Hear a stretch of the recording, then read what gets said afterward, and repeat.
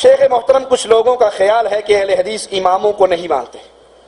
کیا اسلام میں امام کی اتباع کی کچھ حیثیت ہے یا نہیں؟ اہل حدیثوں پر یہ الزام ہے کہ ہم اماموں کو نہیں مانتے، اور یہ الزام بھی ویسا ہی ہے جیسا عیسائیوں نے مسلمانوں پہ الزام لگایا ہے. عیسائیوں کا کیا الزام ہے؟ عیسائی کہتے ہیں مسلمان عیسیٰ علیہ السلام کو نہیں مانتے. کہتے ہیں یا نہیں؟ تو آپ سارے مسلمان بیٹھے ہو نا، عیسیٰ کو مانتے ہو یا نہیں مانتے؟ عیسائی کیوں کہتے ہیں کہ نہیں مانتے؟ ویسے نہیں مانتے جیسے عیسائی مانتے ہیں. وہ کیا مانتے ہیں؟ وہ عیسیٰ کو اللہ کا بیٹا مانتے ہیں. ہم عیسیٰ کو اللہ کا بندہ مانتے ہیں.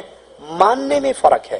ارے امام تو بڑی حیثیت ہے، بڑی عظیم شخصیت ہے. ہم تو زمین پہ رینگنے والی ایک کیڑی کے بھی منکر نہیں ہیں. اس کیڑی کو بھی مانتے ہیں، پرندوں کو بھی مانتے ہیں، درندوں کو بھی مانتے ہیں، چرندوں کو بھی مانتے ہیں، اماموں کو بھی مانتے ہیں. ماننے میں فرق ہے. کیسے؟ تم امام کی بات کو حرف آخر مانتے ہو.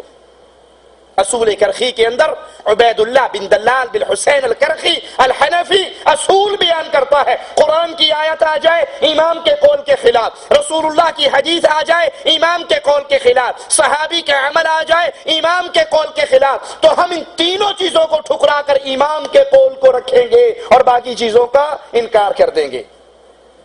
تمہارا ماننے کا یہ ڈھنگ ہے. ہم بھی مانتے ہیں. کیا؟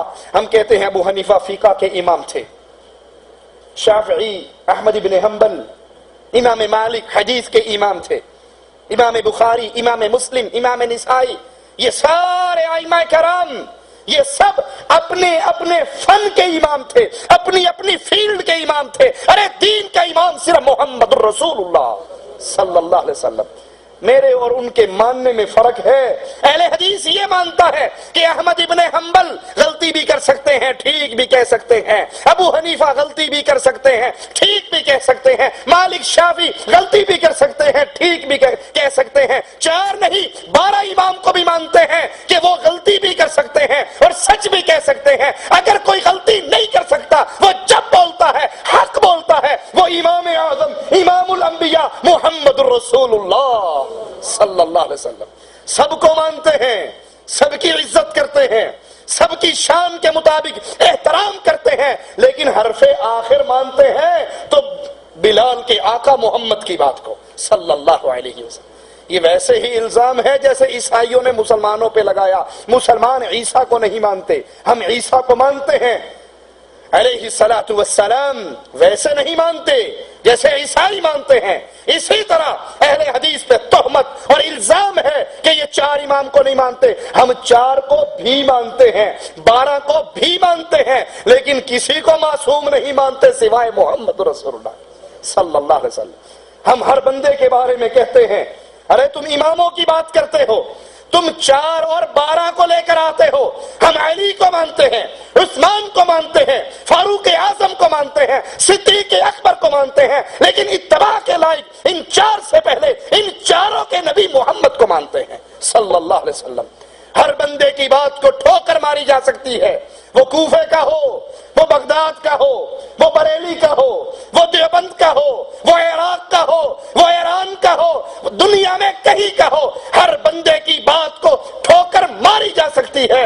اگر ایک بندے کی ہر بات کو سینے سے لگایا جا سکتا ہے تو اس کا نام نامی اسم گرامی محمد رسول اللہ صلی اللہ علیہ وسلم. بتائیے اہل حدیث کی یہ دعوت فرقہ پرستی کی دعوت ہے یا فرقوں کو ختم کر کے محمد کی اتباع کی دعوت ہے صلی اللہ علیہ وسلم. لڑائی امت میں پڑی ہی تب ہے جب لوگوں نے اپنے اپنے امام بنا لیے. وہ کہتا میرا امام تکڑا، وہ کہتا نہیں تیرے امام سے میرا امام زیادہ شان والا، وہ کہتا نہیں پہلے میرا آیا تھا، وہ کہتا نہیں آیا پہلے تیرا تھا لیکن علم زیادہ ہمارے کے پاس تھا. لڑائی ہو گئی نا. ہم کہتے ہیں بھائی سب کی عزت کرو، سب کو ان کے مقام پہ رکھو، لیکن ایک امام ایسا ہے وہ روتے ہوئے بولے، وہ سوتے ہوئے بولے، وہ دین کی بات جب بھی کرتا ہے ہر امام اپنی مرضی سے کرتا ہے. وہابیوں کا امام اللہ کی مرضی سے کرتا ہے اور اس امام کا نام محمد الرسول اللہ صلی اللہ علیہ وسلم.